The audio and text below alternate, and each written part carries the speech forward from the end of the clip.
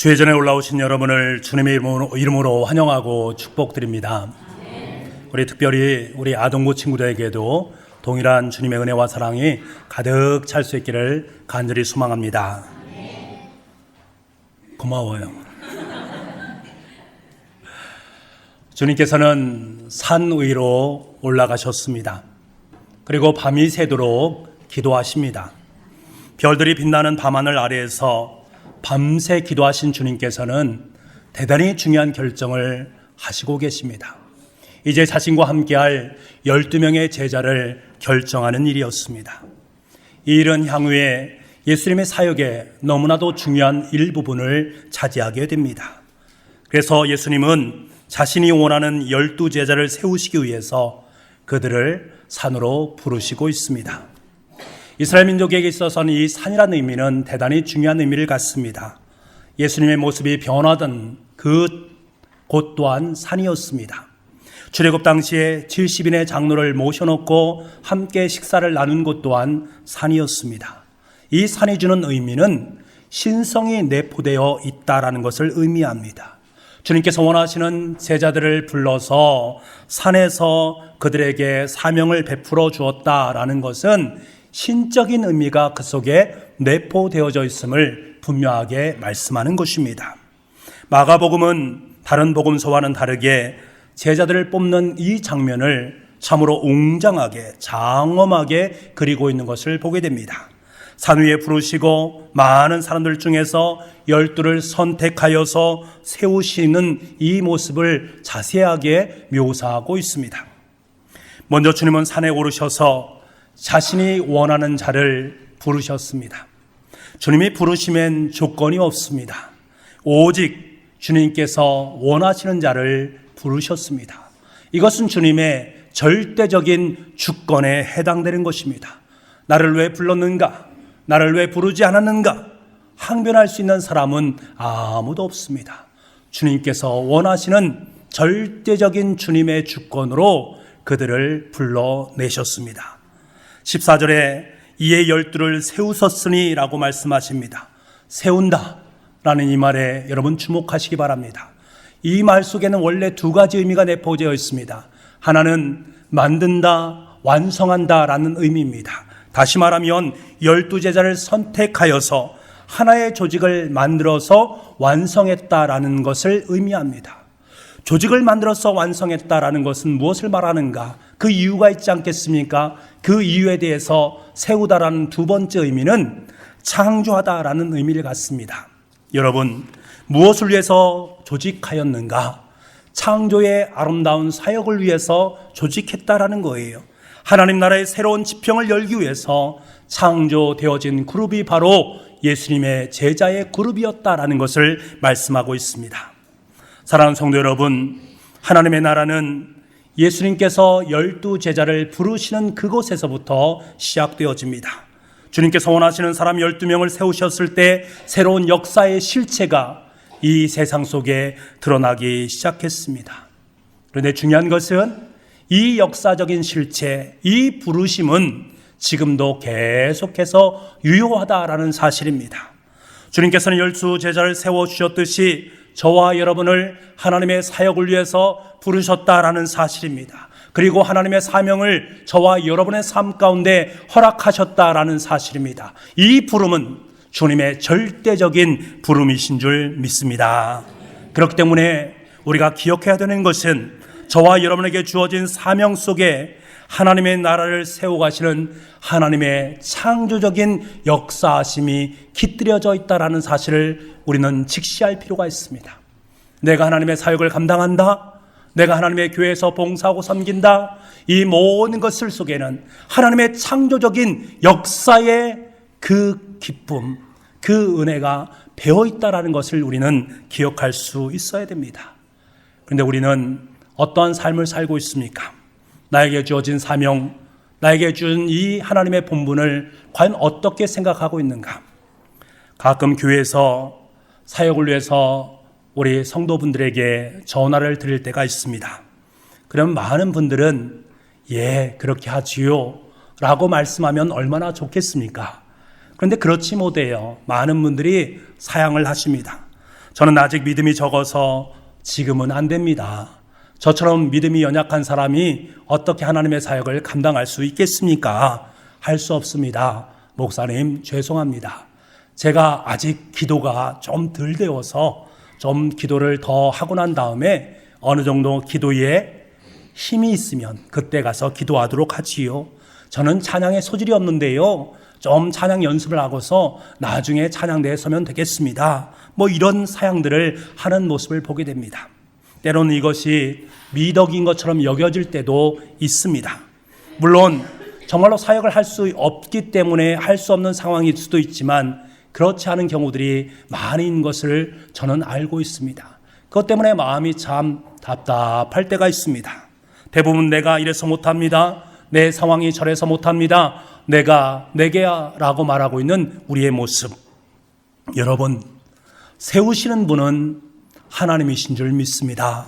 세우셔서 완성하시는 분은 하나님이십니다. 세우셔서 창조의 역사를 베풀어 주시는 분은 하나님이십니다. 세우셔서 그 사역을 감당할 수 있도록 만들어 주시는 분 또한 하나님이신 줄 믿습니다. 우리의 사역을 맡기시는 분은 하나님입니다. 예수님께서는 12제자를 자신의 주권적인 선택으로 부르셨듯이 우리를 또한 주권적인 자신의 선택으로 부르셔서 하나님의 사역을 맡기신 것입니다. 우리가 이 자리에 온 것은 주님께서 원하셨기 때문에 저와 여러분이 이 자리에 오신 줄 믿습니다. 저와 여러분의 삶 가운데 하나님께 주신 사명이 있기 때문에 저와 여러분은 이 자리에 앉아 있는 줄 믿습니다. 우리 교회는 장로님들도 계시고 권사님도 계시고 안수 집사님도 계시고 집사님도 계시고 성도님들도 계십니다. 각 팀에는 부서장님들이 계시고 또한 팀장님과 팀원들이 계십니다. 여러분, 이분들을 세우신 분은 하나님이십니다. 이것은 단순한 문제가 아닙니다. 그 속에는 주님의 창조의 역사가 숨쉬고 있다는 사실을 기억해야 합니다. 하나님 나라를 든든히 세워가시기 위해서 주님께서 우리를 세워주시고 그 속에 창조의 숨결을 허락하여 주심으로 말미암아 너는 할 수 있다, 우리 교회는 할 수 있다 라는 강한 하나님의 역사를 우리에게 덧입혀 주셨다라는 사실입니다. 여러분, 사역은 내가 하는 것이 아닙니다. 하나님께서 사역을 할 수 있도록 우리를 사용하여 주시는 줄 믿습니다. 주님께서 우리를 통로 삼아서 하나님 나라를 세워가시는 것입니다. 이를 위해서 저와 여러분을 북북교회로 불러주신 줄 믿습니다.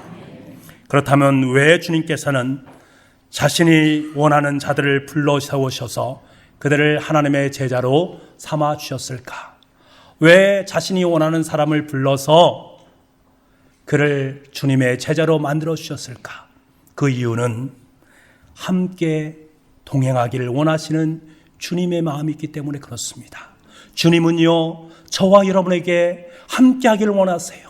함께 생활하기를 원하십니다. 함께 동거동락하는 인생을 살기를 원하십니다. 14절 말씀에 이에 12를 세우셨으니 이는 자기와 함께 있게 하시고, 예수님께서는 제자들과 함께 하기를 원하셨습니다. 여러분, 이것이 얼마나 큰 기쁨과 감격입니까? 만왕의 왕이 되시고 역사의 주인 되시고 인류의 구원자가 되시는 예수님께서 별 볼 일 없는 저와 여러분과 함께 하신다라는 이 사실, 이것이 얼마나 큰 우리에게 감격과 은혜입니까? 감동을 줍니까? 주님께서는 저와 여러분을 사랑의 대상으로 부르셨습니다. 주님께서는 저와 여러분을 인격적인 교제의 대상으로 부르셨습니다. 주님께서는 저와 여러분을 사귐의 대상으로 부르신 줄 믿습니다. 그러시면서 저와 여러분이 함께 동행하면서 함께 살아가기를 원하시는 주님의 마음이 우리 가운데 있다라는 사실입니다. 사도 바울은 이 사실을 이렇게 고백하고 있어요. 고린도전서 1장 9절 말씀에 너희를 불러 그의 아들 예수 그리스도 우리 주와 더불어 교제케 하시는 하나님은 미쁘시도다. 미쁘다라는 말은 성실하다라는 뜻입니다. 바울은요, 지금 고백하고 있어요. 하나님께서 자신의 성실하신 모습으로 예수님을 불러 세우셔서 우리가 주님과 함께 더불어서 살아갈 수 있도록, 교제할 수 있도록 만들어 주셨다라는 거예요.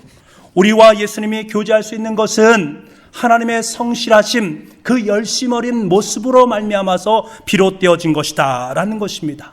왜 하나님께서 예수님을 불러내셔서 우리와 함께 교제할 수 있도록 만드실까? 그토록 우리를 사랑하셨기 때문에 그렇습니다. 우리와 늘 함께 하시길 원하시는 그 주님의 마음이 있기 때문에 그런 거예요. 그래서 우리는 늘 주님과 동행할 수 있는 것입니다. 여러분, 지금도 주님과 동행하는 아름다운 삶을 살고 계십니까? 그 속에서 그 일을 이루시기 위해서 열심히 성실하신 모습으로 우리의 삶을 추스리고 계시는 주님의 손길이 있다라는 그 사실을 꼭 기억할 수 있기를 원합니다. 제가 전에 여러분께 말씀드린 적이 있습니다. 구약 성경을 보게 되면 제일 많이 사용하는 문구 중에 하나가 야곱의 하나님이란 말이다라고 말씀드렸습니다.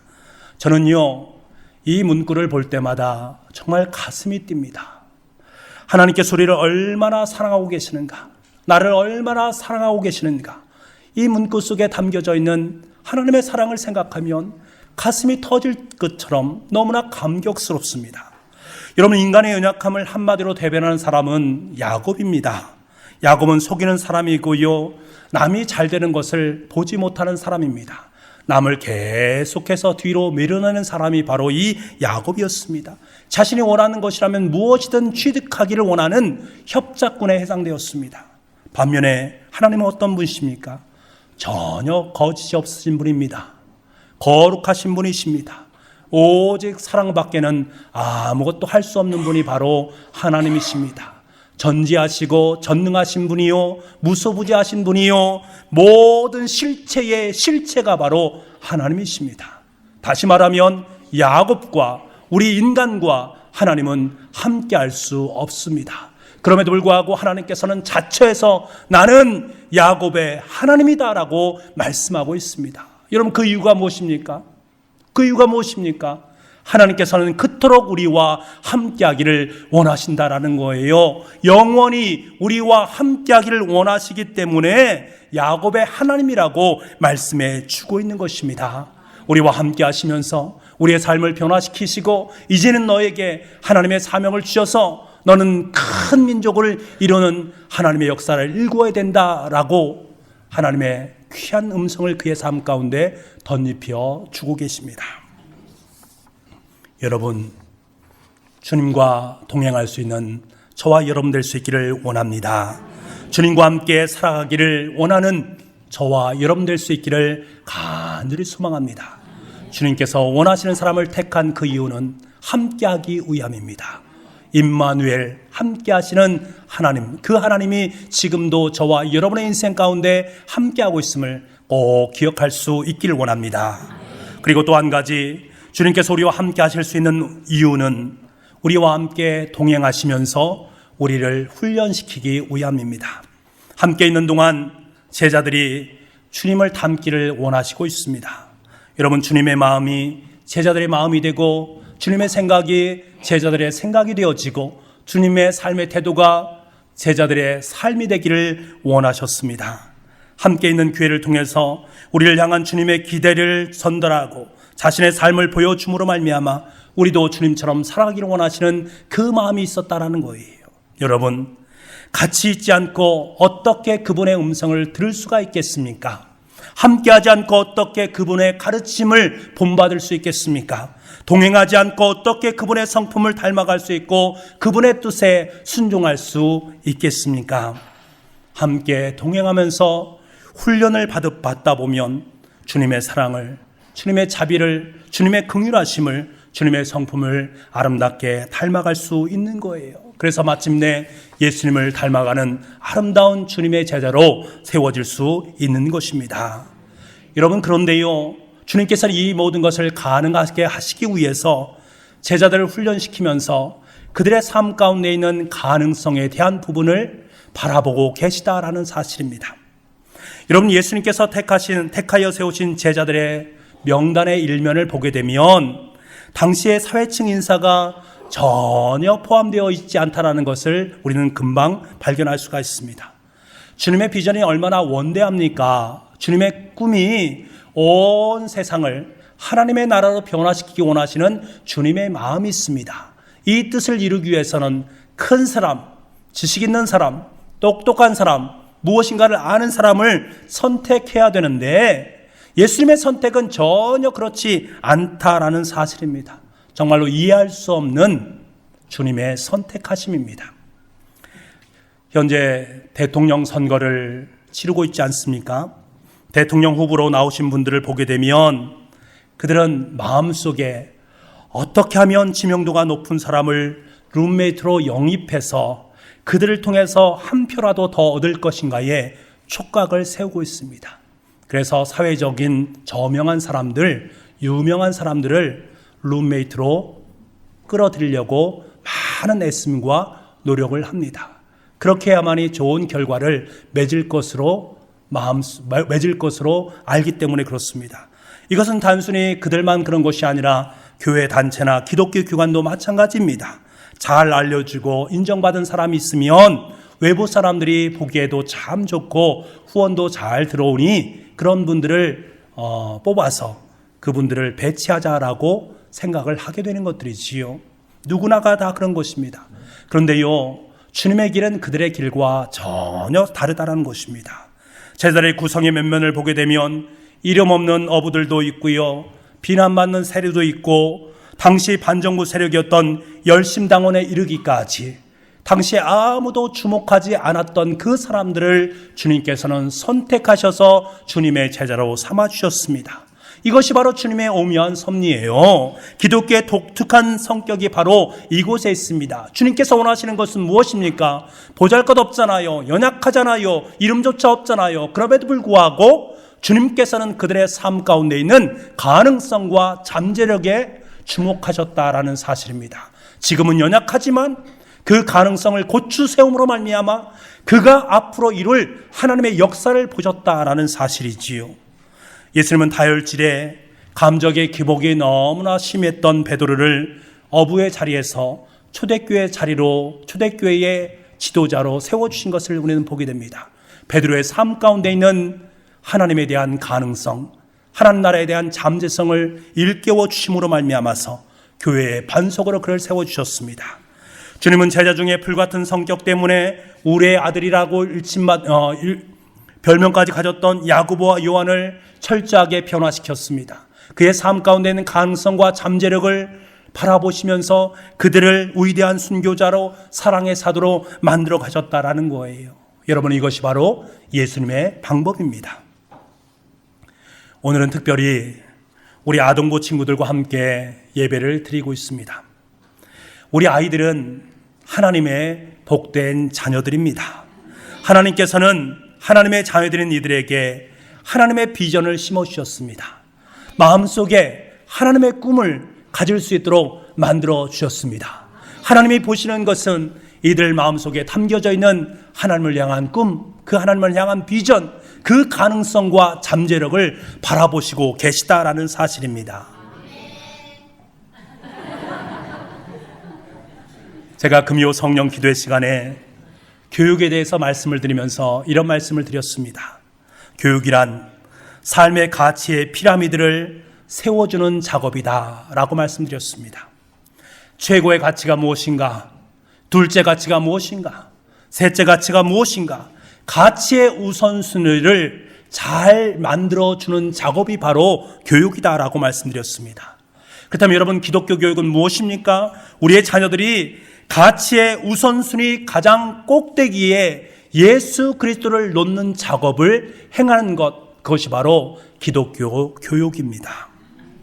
여러분, 세상의 가치관은 우리 어린 친구들을 얼마나 유혹하는지 모릅니다.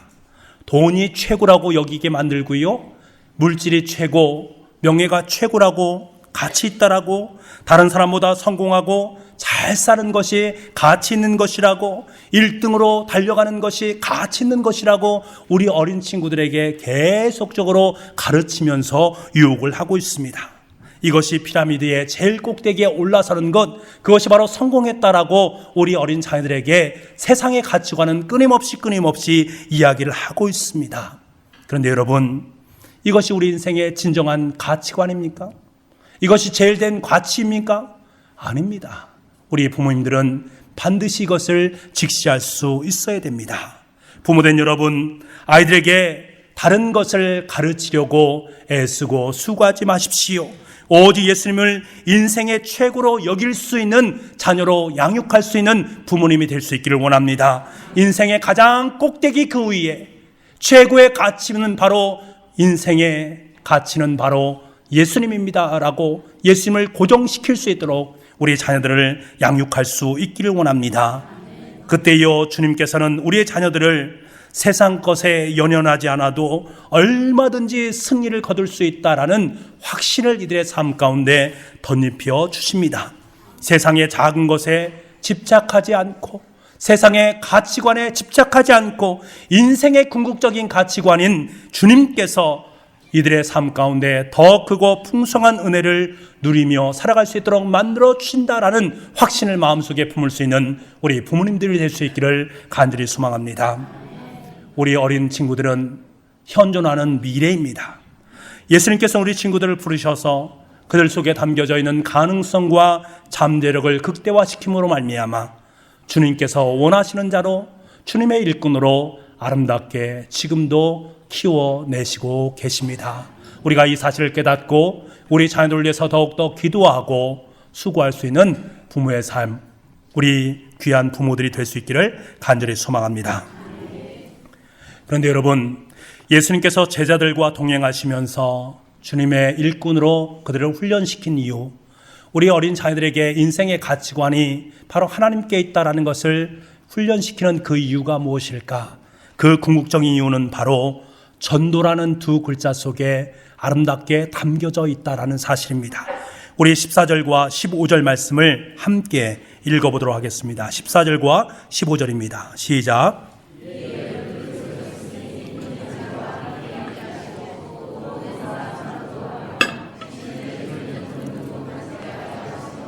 아멘. 또 보내사 전도도 하며 라고 말씀하고 있습니다. 여러분, 전도도 하며 라는 이 말 자체가요 너무나도 독특한 표현입니다.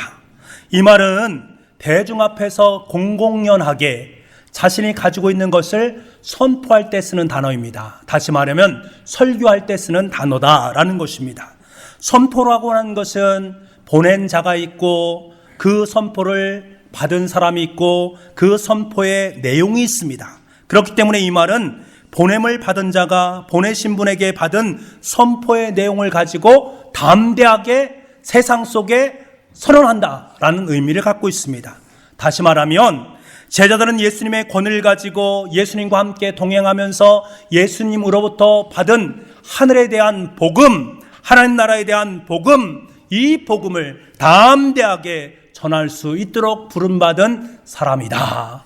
그것이 바로 하나님께서 우리를 보내신 삶의 이유요, 훈련의 이유다라는 거예요.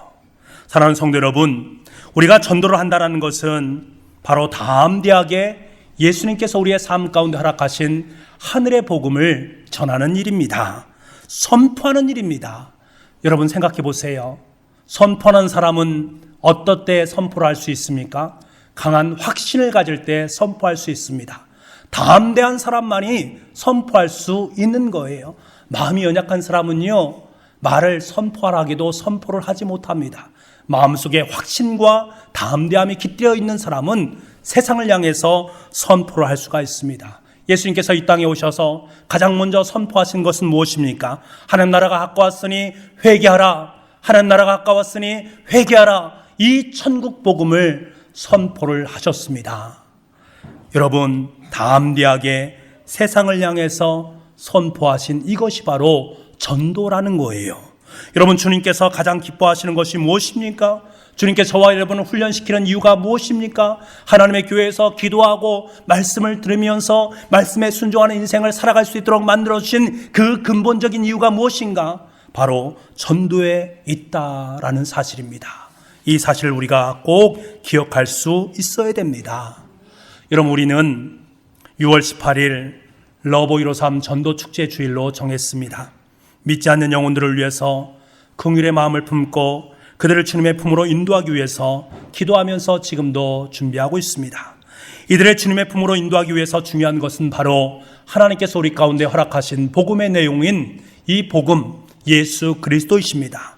이 그 복음을 선포해야 됩니다. 담대하게 확신을 가지고 선포를 해야 된다라는 거예요. 그런데 문제는 내 마음이 담대하지 못하라는 거예요. 두려움이 내 삶 속에 있다라는 거예요.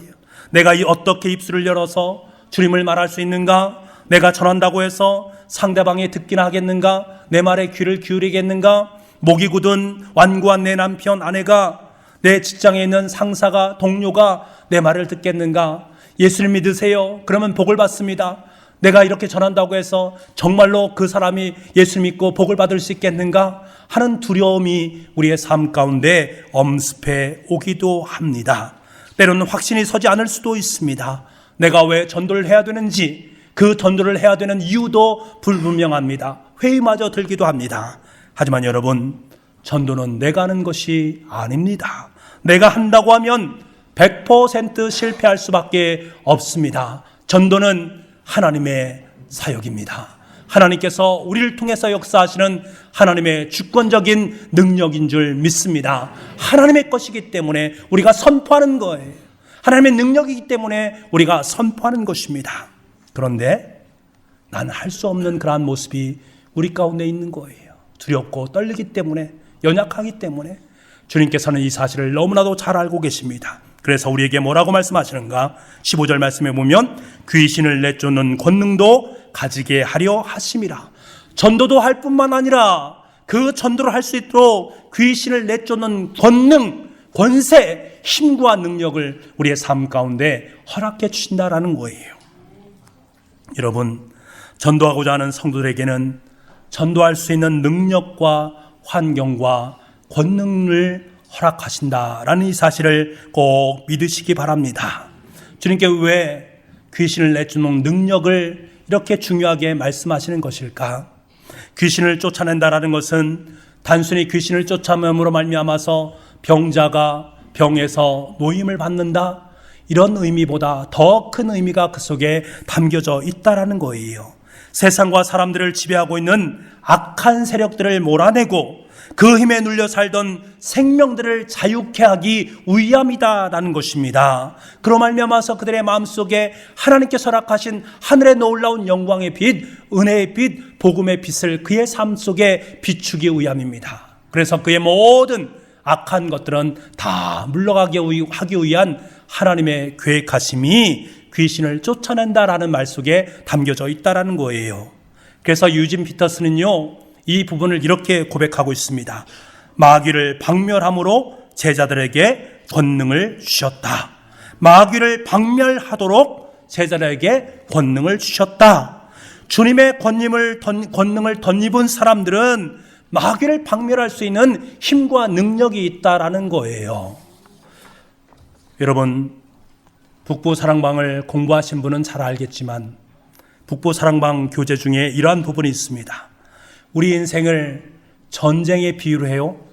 근데 전쟁을 하는데요, 온갖 질병과 고통과 암과 죽음 같은 육체의 전쟁을 끊임없이 벌인다라는 거예요. 크고 작은 정신병으로 시달리고 있는 정신적인 병, 그것과 끊임없이 싸운다라는 거예요.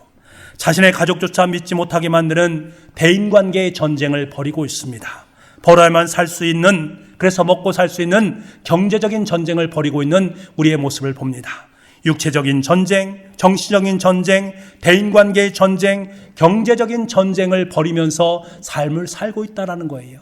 그런데요, 이것은 겉으로 보이는 전쟁이라는 거예요. 그 내면 속에 깊숙한 배후 속에 있는 그 전쟁이 있는데 그것이 바로 영적인 전쟁이다. 사단이 우리의 모든 부분을 옥죄고 있는 이 사단의 세력과의 전쟁이 바로 영적인 전쟁이다. 그래서 이 전쟁에서 승리할 수 있어야 된다는 것을 우리에게 강조하고 있습니다. 그래서 사도 바울은 이렇게 말합니다. 우리의 씨름은 혈과 육을 상대하는 것이 아니요 통치자들과 권세들과 이 어둠의 세상 주관자들과 하늘에 있는 악의 영들을 상대함이라 라고 말씀하고 있습니다. 여러분, 어떻게 이들과 상대할 수 있겠습니까? 어찌 우리가 이들을 상대할 수 있을까? 우리는 이들과 상대할 수 있는 힘도 없고요, 능력도 없습니다. 그렇기 때문에 하나님께서 그들을 상대해 주셔야 되는 것입니다. 여러분 기뻐하십시오. 주님께서는 이 사실을 너무나도 잘 아시고 우리가 영적으로 승리할 수 있는 은혜를 베풀어 주셨다라는 거예요. 그것이 바로 무엇입니까? 주님께서 내 삶 속에 허락하신 하늘의 권세라는 것입니다. 마귀를 박멸할 수 있는 하늘의 권세를 저와 여러분의 삶 가운데 덧입혀 주셨다라는 것입니다. 우리가 하는 일은 무엇입니까? 단지 하나님의 대리인의 권위로 전쟁을 행하는 것입니다. 하나님께서는 우리들로 하여금 악한 영들을 내쫓는 권세를 주셨습니다. 이를 통해 하나님의 나라를 든든히 세워가기를 원하십니다.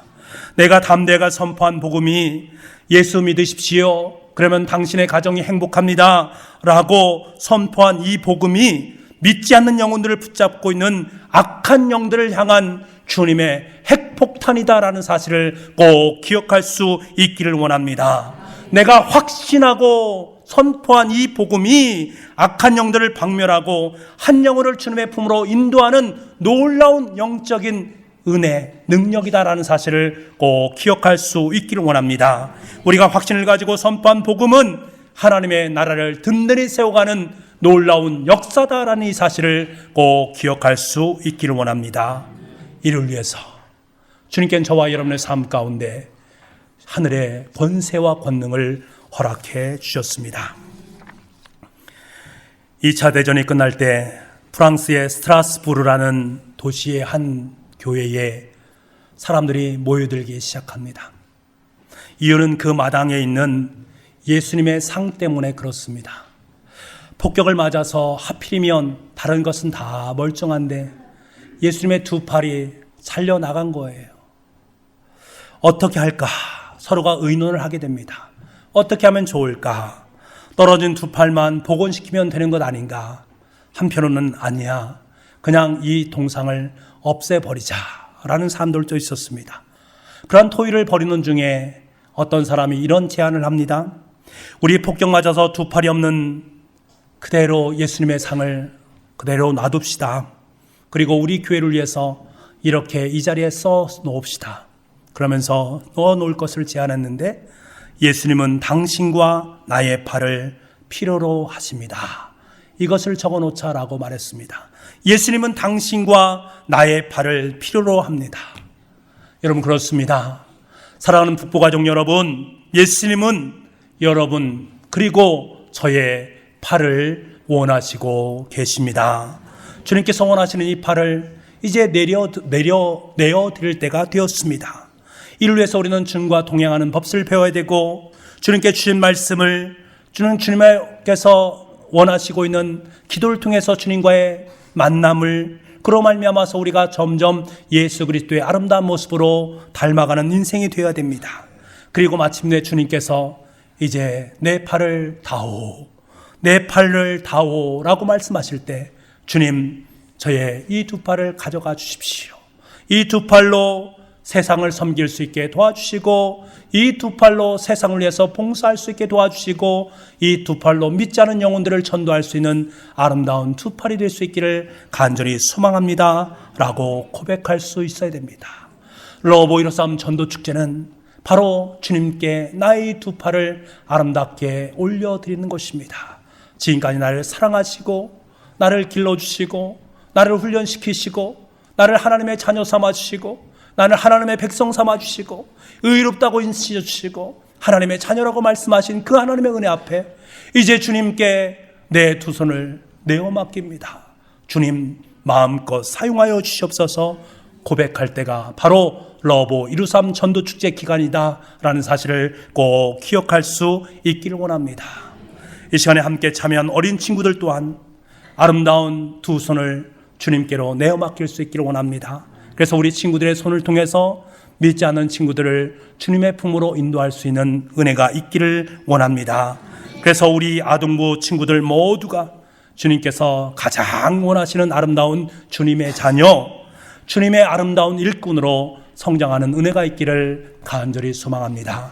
주님께서 원하시는 자, 주님께서 원하시는 그것은 바로 하나님의 복음을 들고 세상으로 나아가 이 두 팔로 하나님의 나라를 선포하고 하나님 나라를 전하는 것임을 꼭 기억하면서 한 주간의 삶을 통해서 그 하나님의 역사를 마음껏 일궈낼 수 있는 복된 주님의 사람들 다 될 수 있기를 간절히 소망합니다. 아버지 하나님, 예수님은 당신과 나의 팔을 필요로 합니다. 그렇습니다. 주님께서는 우리를 팔과 우리의 모든 것을 필요로 하십니다. 주님께 그 모든 것을 내어맡기를 원하시는 주님의 마음이 있음을 보게 됩니다. 하나님 아버지, 우리의 삶의 모든 부분 주님 앞에 내어맡길 수 있는 저희의 삶이 될 수 있도록 주님 은혜 허락하여 주시옵소서. 전도하는 삶이 될 수 있도록 주님 은혜 베풀어 주옵소서. 주님께서 허락하신 권세와 그 권능을 가지고 세상으로 나아가 하나님의 복음을 선포할 수 있는 우리 모두가 될 수 있도록 주님 은혜 베풀어 주시옵소서. 우리 아동부 친구들을 주님께서 기억하여 주시고 이들의 마음속에 담겨진 가능성과 잠재력을 보시면서 이들을 키워내기를 원하시는 주님의 마음을 우리가 보기를 원합니다. 이들의 인생의 가장 아름다운 가치가 바로 예수님께 있다는 사실을 깨닫고 이들에게 예수님만을 아름답게 나눌 수 있는 우리 모든 부모님들의 삶이 될 수 있도록 은혜 베풀어 주옵소서. 모든 말씀을 예수님의 이름으로 기도하옵나이다. 아멘.